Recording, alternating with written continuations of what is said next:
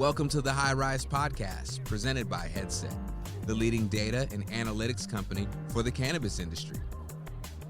Welcome back to the High Rise, a laid-back, data-back conversation where we talk all things cannabis from U.S. MSOs to Canadian LPs, products, and market analysis through the lens of data. My name is Cy Scott with Headset, and I am joined, as always, by Emily Paxia of Poseidon. Hi, everyone. Welcome to the High Rise. It's good to be back with another normal episode out of Miami. You know, I was thinking about Miami, and I was thinking about Benzinga and our poolside sessions, and I have one pretty big regret. What's that? I didn't actually jump into the pool. Me neither. We sat by the pool for 3 days and didn't jump in once. It was so busy. I feel like I got up in the morning and it was go, go, go between the podcasts and then, you know, obviously like the day job meetings and so forth, all the way into the evenings with networking events and then starting over. I don't know. I just felt like I didn't have any time to swim. I have pinned on the top of my Twitter page, I'm one Series A raise away from my goal weight. But what I realized is I'm actually one conference away from my goal weight because the whole day, the idea of getting a piece of food into your mouth, I'm not exaggerating when I say I did not eat anything until after 8 o'clock each day, PM. So that's crazy.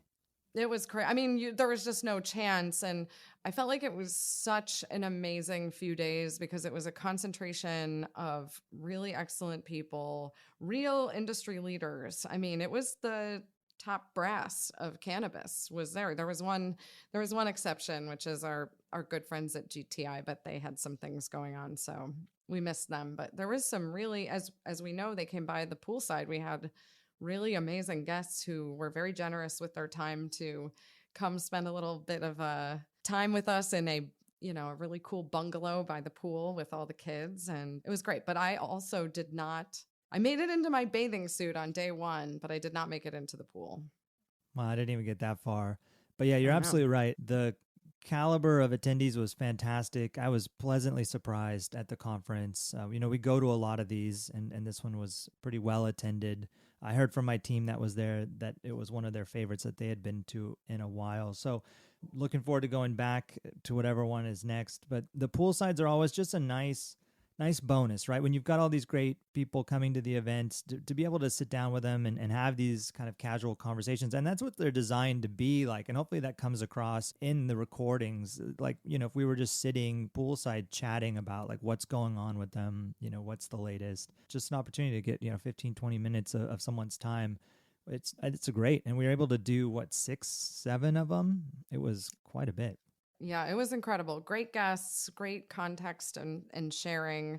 Colin on my team had shared that he thought people really kind of opened up because of the setting being so relaxed. So I thought that was really great because that's what we're trying to do here. Yeah, the relaxed setting, I think, definitely comes across in the audio on some of them with all the kids in the background. So it was spring break, right? The place is just swarming with families and kids, and we were quite the celebrities, I would say, to all the 10-year-olds that wandered by and saw this recording equipment.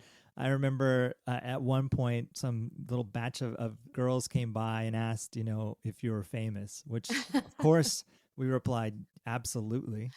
Yes. Yeah. That was really cute. And then when we were setting up for Nancy Whiteman from WANA, there was this really funny moment. I don't know if you noticed what happened was the girls were singing happy birthday really loud. And I was like, girls, we're about to record a podcast. So, and they were like, oh my God, we're so sorry. And I was like, it's okay. And then they were like, we love your outfit though.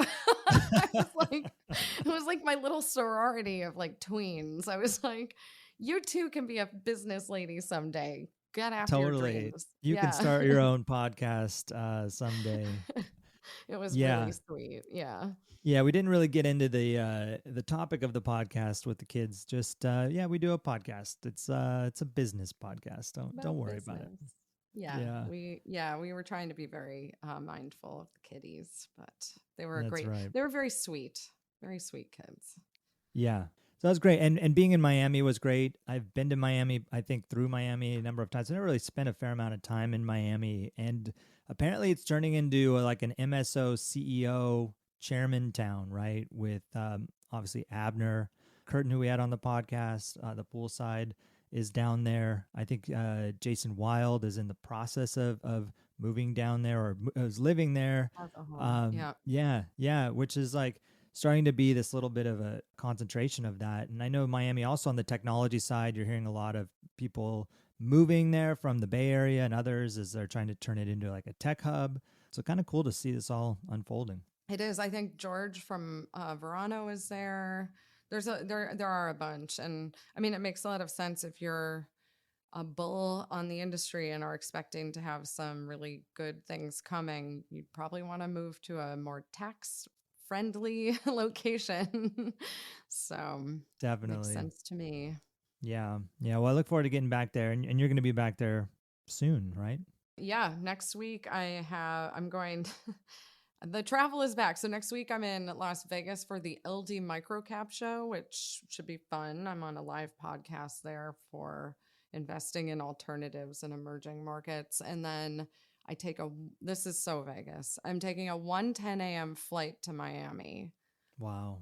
For a board meeting. And then I'm rolling right into the F1 weekend in Miami, which several of the MSO CEOs will be there. So I'm looking forward to seeing them. We're going to reconnect there.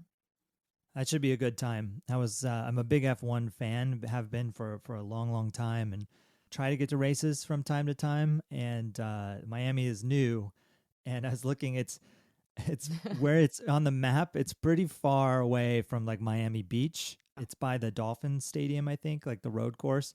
And I saw someone online was talking about how it's the only F1 track that is a course that goes right past a Walmart, which is so American. It's pretty amazing.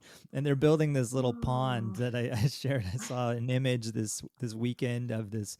It's a pond. It's like they're trying to make it like a marina, like Monte Carlo, right? Where you have these yachts, but they're just like building it and filling it with water, which is pretty hilarious. So you gotta report back on, how the whole thing goes. It's still going to be the best time, and it doesn't matter where they're racing, but it's kind of funny because it's kind of Miami, but it's kind of, maybe that is Miami. I don't know, like a pond, a man-made pond, and then Walmart. I don't know. Yeah, it feels right. I mean, whatever goes, man.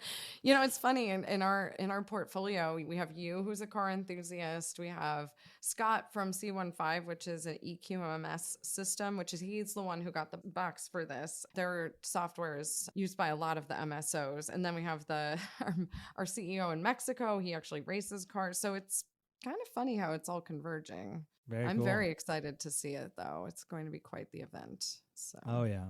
Looking forward to it. And I think they're bringing it to Vegas in a couple years or maybe a year. F1, it's really like taking over the US, which is cool. Well, anyways, outside of Florida, we talked a lot about New Jersey last week because New Jersey finally opened up adult use sales. It's this whole 18 months in the making, and it's here. So did you get a chance to look at any of the headlines? I started kind of some searches to see, what the local papers were reporting, and unsurprisingly, it was lines around the block, tons of people shopping, and the takeaway I had is you see these photos, and we've seen them over and over again, and it's like, this does not look like a federally illegal substance that's being sold, right? With just the masses of people, the way it's being covered, it's just that disconnect continues to grow whenever I see that. Yeah, I mean, I absolutely loved it. I loved seeing that the New York Times, covered it, and the headline was, donuts and long lines, because of course Ben from GTI made sure that he was handing out donuts to the people who got in line really early that morning. I heard from multiple operators that they had spectacular weekends, and some of these doors I was hearing somewhere around 200K for like the first day. I mean, that's a huge number, but I know you have some data to share, but people were having a good time. The good news was that basically the state actually put a Marijuana Moment posted this, that, both medical and adult use patients got products. So they're not worried that it's becoming an issue for the medical patients.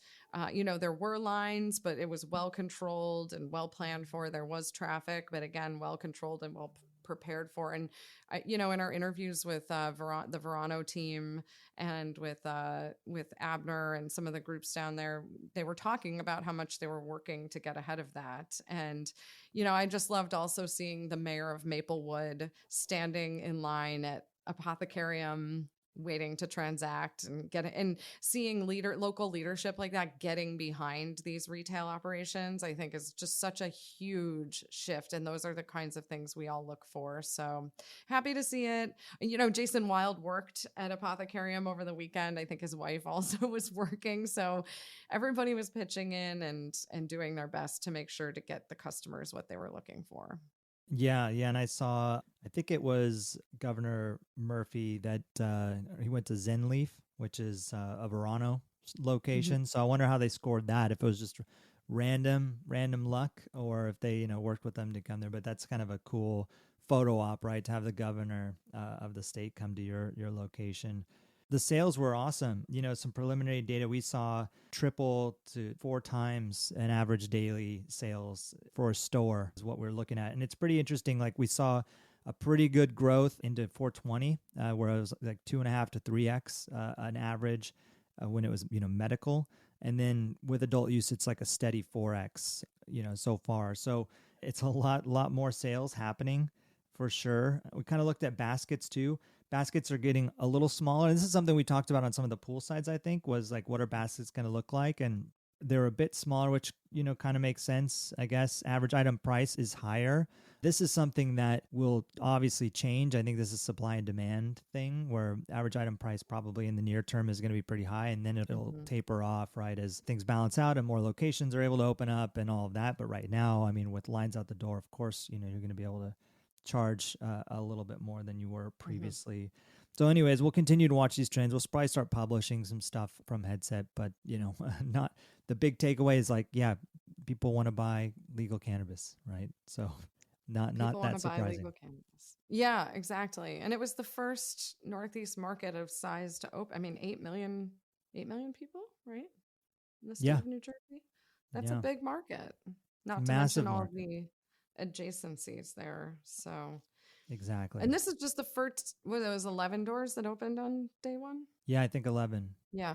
More to come. I'm excited. And, I was remembering that the edibles market isn't even fully open there. So you only have certain things that kind of pass as wellness. So you have chews, which I think are supposed to be more like, gummies, and then lozenges, which are kind of like a hard candy. So, it makes sense because they're trying to make sure they're being very careful about the kids with the edibles, I think, is where that line comes from. But I'm still glad those two form factors essentially exist. We may call them by a different name in New Jersey, but I'm glad that people have access to the chewable products and the dissolvable products in your mouth.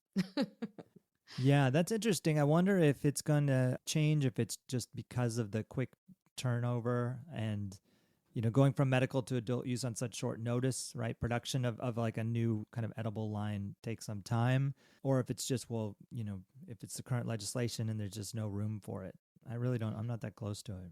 I think it is the current reg. Okay. But my guess is that it's like everything. You start narrow and you can open it. It's a lot. The way the regulators feel about it is like you can't put it back in the box once it's out there, or it's much, much harder. So I think they were like, let's start with this because they couldn't get consensus as a group about how they felt about edibles and some of the trickier formats. I mean, we've seen some of the edible companies push that edge a little bit on what they're doing and kind of the target group. But I think this was the way New Jersey got comfortable with it. And I could see that it gets expanded as the market continues on. Yeah. But all in all, not bad for the first week, or not even a week yet. I mean, it's 6 days time of recording here. So yeah, not bad.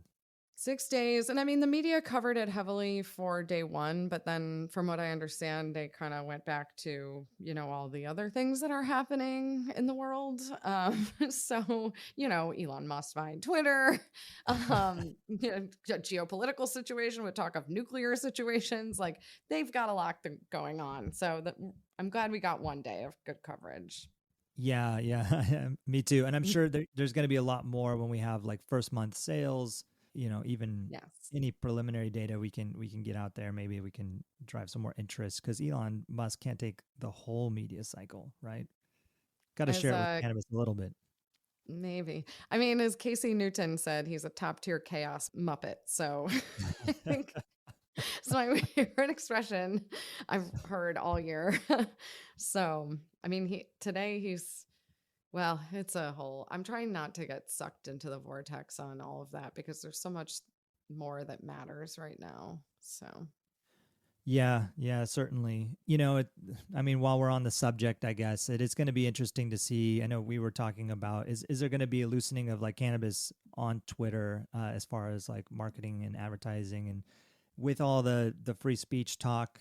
But I'm not super optimistic there, like to be honest. I think that, they have their regulations for a reason, probably because of just the federal position on this stuff. And I don't know if that's going to change.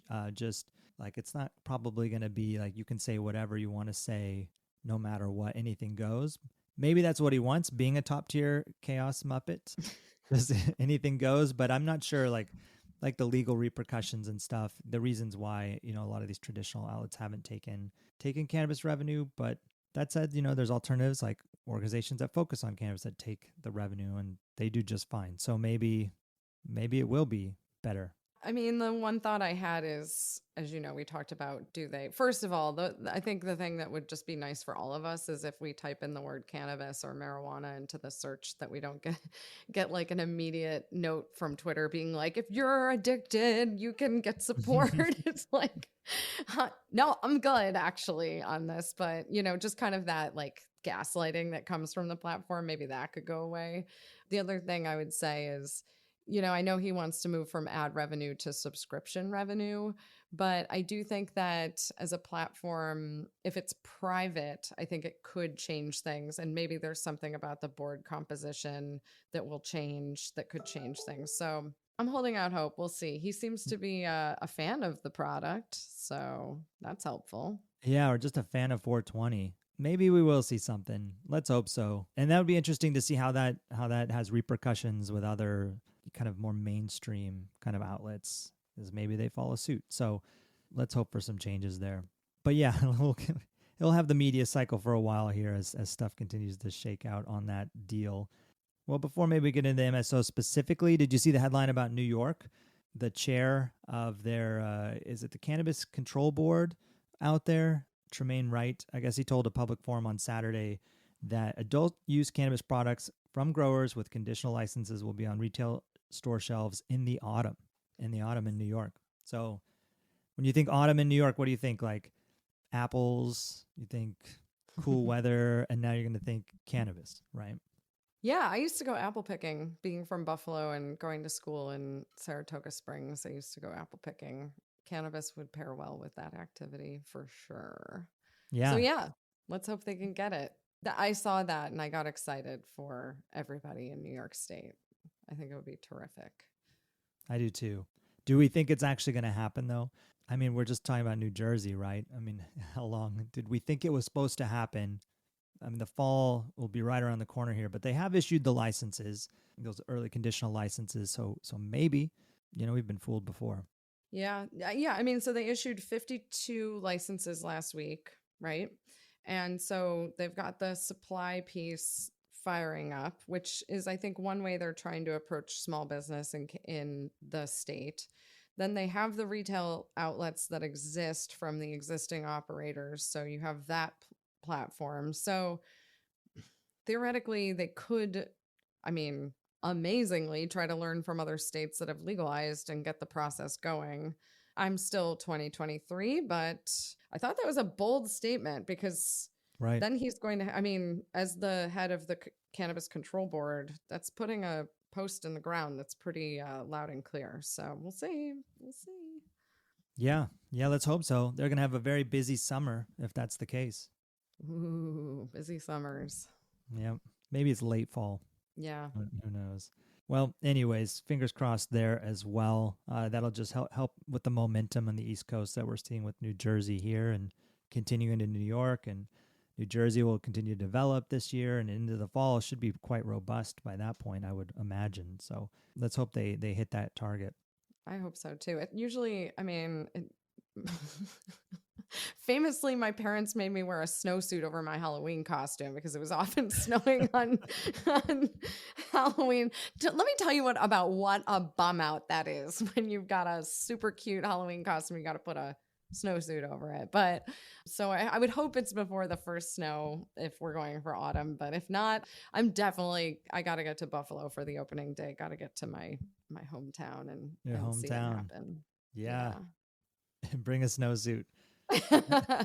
Now, as an adult, I will put on a snowsuit for any occasion because I hate being cold. But you know this. I'm spending time. Like, I do not enjoy being cold. I will put on a snowsuit if it is required. Good. That's funny. It's funny. Just very different than my experiences in Halloween as a child growing up in Southern California. There were no snowsuits. I never had to worry about that. I can only imagine Buffalo, New York. No, you must have had nice, warm, balmy Halloweens. Yeah, totally. Like just like a summer evening in Buffalo. So let's talk about off the states here and talk about a U.S. MSO, Verano. So we had Verano on the Poolside podcast, which was great to bring them into to chat with them in person on some of this stuff. And I really enjoyed the conversation there. They really do have an amazing footprint of locations and growing pretty well. I know you looked a little bit at the financials today. Do you have anything to share? Any insight around that? Verano was delayed in their filing because they are making the transition from IFRS to GAAP, and they also transitioned from one auditor to Baker Tilly, who is a pretty significant auditor, well-known, top tier. And this is all part of our industry trying to raise the bar in terms of where we came from, the resources we had available to where we are today. It sounded like they had some disputes about some early transactions with Baker Tilly, which I understand has been the case with some of the MSOs that have transitioned to that auditor. Today they did. I actually missed the call this morning, which was unfortunate, so I've got to listen to it tonight. But it seemed like they did pretty well considering the shift from IFRS to GAAP, which I know we had Matt Carnes on once upon a time to talk about that. So folks can dig deep into that podcast for a dive on what the differences are on IFRS and GAAP. It did have an impact on their EBITDA, et cetera, et cetera. But I noticed that the report I read this morning, the Q4 numbers were unaudited. So I actually have to understand what the deal is on that. Again, I'm going to hold out because I haven't listened to the recording. So I'm sure they addressed it there, why they were reporting, but they had to report by the end of April. So they did it today. And so we'll see what comes next. But the Q4 numbers were still unaudited as of the report that went out this morning. Yeah, that's interesting on the timing. I know when we were in Miami, they seem to be getting a bit of heat on Twitter about just kind of being slow to release these numbers. So it's good that they did get them out there. Interesting about the unaudited, but it must have to do with just the transition. And Matt, I did see Matt in Miami. I don't know if you crossed paths with him, Matt Carnes. It's great to see him again. And I forgot we have that episode where we do talk about IFRS versus GAAP. Yeah, pretty interesting. And so when they make that switch, I know Curaleaf is still IFRS. I kind of know that, but I could be wrong. Maybe they're GAAP. But I think it's pretty much everybody's switched over, right, at this point, or at least the MSOs that we often talk about. The only one who hasn't yet is Curaleaf, and what Boris says, it's because they do have the international exposure, and so that's not uncommon. Like, I'm pretty sure that, for example, L'Oreal, I think, is like IFRS because they're a French company, et cetera, et cetera. So it is a little difficult with our industry because of the way they handle biological assets in terms of accounting and some other things that do have an impact. But I recommend everybody listen to that podcast. That's a good one. But for the most part now, substantially everyone is transitioned. Everyone who went through it found it to be a difficult and long process, but they're getting it done, and everyone's trying to be ready for that moment when the NASDAQ is ready to invite them on. So step one. Yeah, step one for sure. Yeah, let's hope something like that with NASDAQ happens. I saw Abner Curtin tweeted about safe banking. Was it yesterday? Cool. Talking about, just like where's the help? It's like not an immediate uplisting, I guess is the is the big takeaway, right? It's like a path, like a stepping stone seems to be the narrative that I'm hearing. Like it doesn't guarantee it, but it's some sort of stepping stone somehow.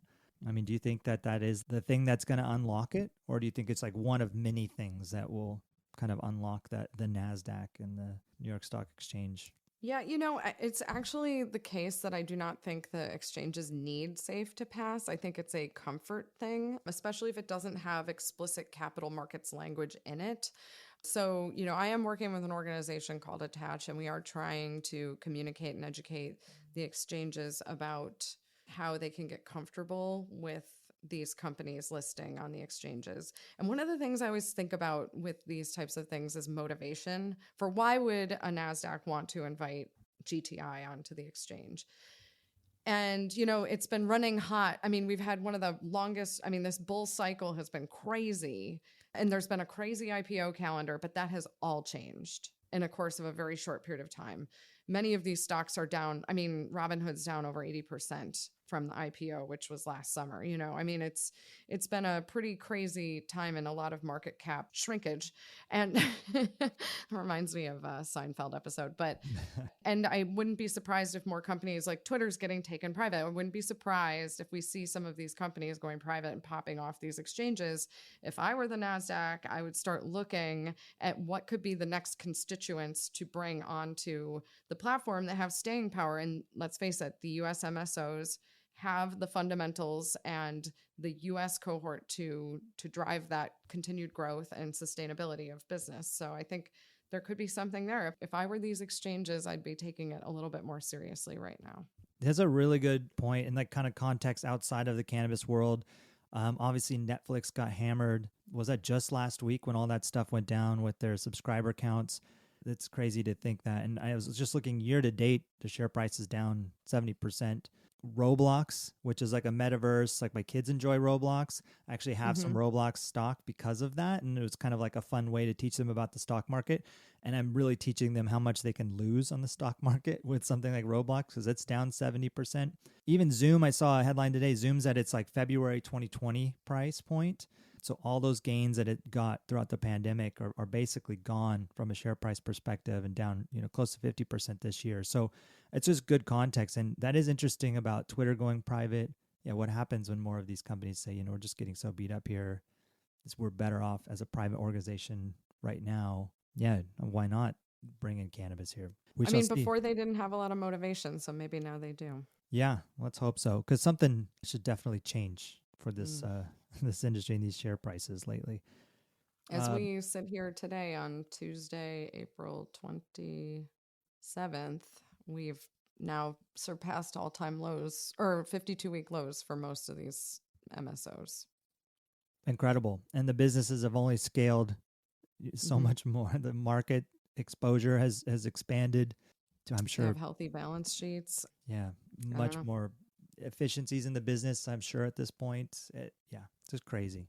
It's great that Verano got these numbers across the line. I haven't dug in. I'll take a look, but that was just this morning, and it's been a busy day over here at Headset HQ. So, maybe we can compare notes later, see if we find anything interesting in there.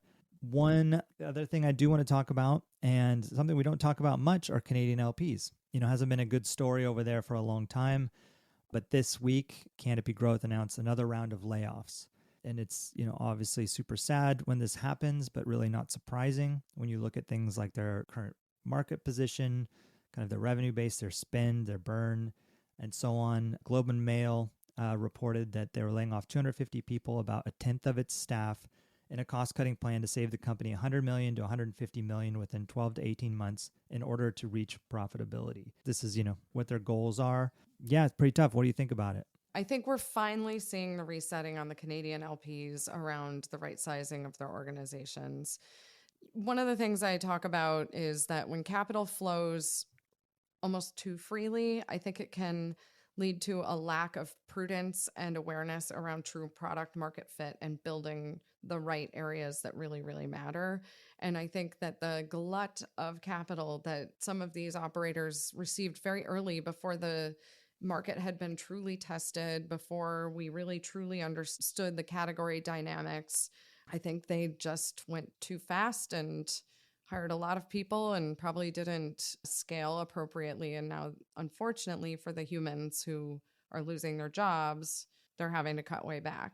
Robinhood noted yesterday they're laying off 9% of their workforce. They scaled to 3,800 people in 2 years or something like that. So they're going to surpass the layoffs of Canopy Growth Corporation. And I don't know, I think this is just what happens. And, I think about this as an investor. Sometimes, you're always wishing your companies could be, extraordinarily well capitalized, or that you would be able to raise money very, very easily. But then there's wisdom to having to be careful about what your resources are. And I think you can see that reflected in the US MSOs. They've had to be really careful about their use of resources. Same thing with the cannabis tech companies. I sit adjacent to Silicon Valley. When I was at the WeWork offices, I was hearing all these tech companies that had received all this funding and they were pivoting. And I just don't see efficiency of resources there. And I think sometimes there's wisdom in that. So that's what I think is happening here. I think they're finally right-sizing the organization.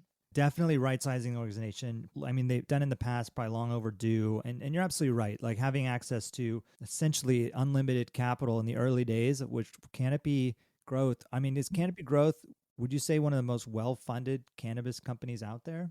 By far and away. I mean, the fact that they got that $4 billion from Constellation in one shot, I mean, that's truly remarkable. Incredible amount of money, right? Yeah. To put to work in an entire market. Like, this is your market. You have infinite money. How could you mess it up? And I think you hit the nail on the head, right? When you have so much, you don't need to make tough choices, right? And constraints like breed creativity, and that's where like innovation comes from. When you're constrained, and if you have no constraints, you go maybe too many directions, and you don't excel in any one particular area. For whatever reason, that seems to be the case with Canopy. I noticed Andrew Carter published a note on Canopy to this. He said that it was telegraphed by the company during their fiscal third quarter earnings, highlighting a sense of urgency related to its costs, but the total savings compared to our estimate for a fiscal year 22 cost base of 950 million Canadian, with interest costs alone representing 120 million Canadian. In our view, incremental savings do not address the core issue to achieve profitability, which is pretty interesting. So it's like maybe they didn't go deep enough here, in Andrew Carter's opinion over at Stifel, but certainly you got to start somewhere with this. Yeah, you do. And, I don't know if you've ever read the book, The Hard Thing About Hard Things by Ben Horowitz. Sure. Yeah, he talks a lot about if you have to approach layoffs, the best way to do it. And we talk about this a lot with companies that in the portfolio, in the instances where they've had to do some right sizing of the team. And the first thing I would always say is that it only matters if you do it at the right time. If you wait too long, it's too long. It's like it's gone too far. Then you're just chasing it, trying to fix it. And then, it's like that song, the first cut is the deepest. That's really when you should make the biggest cut, because you've then got to recover the team morale around it. And if you do that semi-cut and then you have to do another one and people thought they were safe. This happened when I first started working after college, and this French company, Vivendi, bought the publishing company I was working with. They did a big layoff, but clearly not enough. And then they did another one like 4 months later. And I can't even tell you what the morale was like at that point. It was just absolutely annihilated because it just reads as mismanagement. Yeah, and the sense of uncertainty that probably just permeates the culture, because it's like after one, after two, when is number three, right? Yeah, you want to just kind of take care of it as best you can in one instance. And it does seem like Canopy's had to do this a number of times. Well, I was looking at some data on Canopy, and it's been a little while since I've looked them up and their brands. They have a number of brands out in the market: 7 Acres, Ace Valley, Deep Space, Doja, Highway, Simple Stash, Sugarleaf, Tweed, and TWD, which is Tweed without any vowels in it. That brand, TWD, is just like, I think, strictly flower. I'm pretty sure strictly. Actually, I take that back. They're not sure. They do, most of their sales are flower. Anyways, TWD is the let's see. Yeah, it's the largest contributor to their revenue, with 33% of their sales coming from TWD. And this is based on Headset data, which we project out in British Columbia, Alberta, Saskatchewan, and Ontario markets. So it doesn't include Quebec. And I do believe they have a brand in Quebec called Vert. These are the core, like this is where most of the revenue is being generated in Canada, are those markets. Like there's the Maritimes, there are much smaller markets out there, and markets like Manitoba, also pretty small, sparsely populated.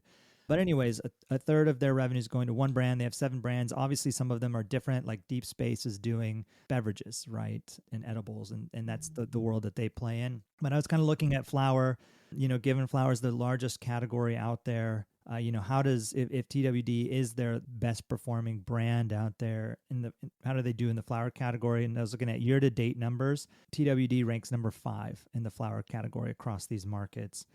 So this is the most well-capitalized, cannabis operator out there with a pretty big brand, at least as far as their brand portfolio goes. And, still ranked number 5, did about 12 million in sales in those provinces. Number 1 is a brand, Pure Sun Farms, and they did 51 million in sales in the flower category. And so, that's 4 times the sales volume that Canopy did with just TWD. Not summing up all of their brands and, what is their position if you add it all together, a bit better. I mean, all together, all their brands on the flower category, it looks like year to date, 26 million. So it still doesn't surpass the 51 of the top position there. Mm-hmm. But yeah, I don't have over time, I think some of their flower sales are growing. I think they are, it's not all declining, but I think the whole market is growing, right? Like it's, kind of speaking generally, there are months where it's lower, but the Canadian market continues to grow and sales continue to grow, not at the clip that probably everyone wants, but they are growing. So the pie is getting bigger. So, their flower sales are going to continue to grow, even if they maintain that same share of the pie, just because more people are buying cannabis. But, hopefully these cuts, hopefully they can kind of get everything right-sized here, the ship right side up, and, maybe we'll see better performance from them, but we'll see if they get to profitability. But here we are in April, they're talking about it. We'll check back, and I'm not sure what the date of that profitability plan is, if it's this year. I don't know if they said that, but we'll definitely be watching for it. Well, I think that'll do it for the week here. It's good to be back. It's good to kind of be back with a regular kind of news-based podcast, although I do miss being by the pool. So we don't have we should just do one of these by the pool. Every episode is now poolside. Officially. We'll just follow the sun around wherever it's warm. Endless summer. Endless summer. Let's make it happen. Great movie. Yeah. Yeah, definitely. Amazing movie. Yeah. Endless summer for podcasts. For poolside podcasting. Just not chasing the waves, but just chasing the pools. That's right. Yeah. Well, we'll have to figure out the next poolside session, whenever that may be. I don't have anything around a pool lately, but the next travel for me is going to be Toronto for Lift & Co. But yeah, that's not the same, unfortunately. Anyways, maybe you can find one when you're at F1 or in Miami for F1, and you can just dial in from there. I'll you know what we'll do? We should do New York, and we'll go to the Dumbo house and do that poolside. That would be good. There we go. That's the plan. Yeah. Thanks for listening. If you're enjoying the podcast, be sure to subscribe. It really helps us out. Tell your friends. And thanks for listening. We'll see you next week. Thanks for listening to the High Rise Podcast, presented by Headset. For more information on Headset, visit headset.io.